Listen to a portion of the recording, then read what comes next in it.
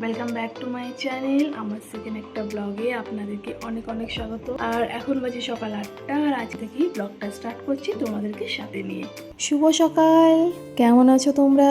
আজকের দিনটা শুরু করছি আমার ছোট্ট মর্নিং রুটিন দিয়ে। আজকে একটু সকাল সকালে ঘুম থেকে উঠে পড়েছিলাম, 8টা প্রায় বাজে। আর তার সাথে সাথে দেখো আমার মেয়েও কিন্তু আমার সাথে সাথে ওকে ঘুম থেকে উঠেই কিন্তু ওকে আগে আমি করে দিই ফ্রেশ করে সবার প্রথম যে কাজটা আমার থাকে, প্রথমে বাসি ঘরটাকে ঝাড় দিয়ে দেওয়া। তারপর এখানে আমি চালটা ভিজিয়ে রাখলাম। মেয়ের এখন করবো খাবার বানাবো ওর জন্য।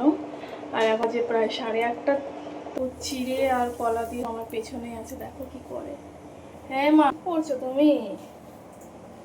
এখন করবো ওর খাবার, তো চলো।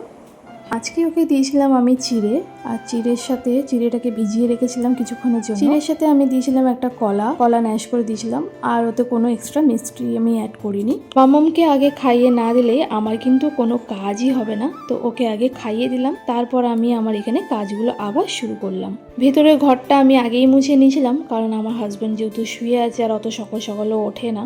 সকালের সময়টা আমার বেশিরভাগই এইভাবে কাজ আর মেয়েকে সামলাতেই কেটে যায়। এখানে যে আমি চালটা ভিজিয়ে রেখেছিলাম, আমি রাইস কুকারেই কিন্তু ভাত আর ডাল কিন্তু একেবারেই করে নিই। তারপর আমি নিজেকে একটু ফ্রেশ করে নিলাম। আজকের আমার মর্নিং রুটিন ব্লগ।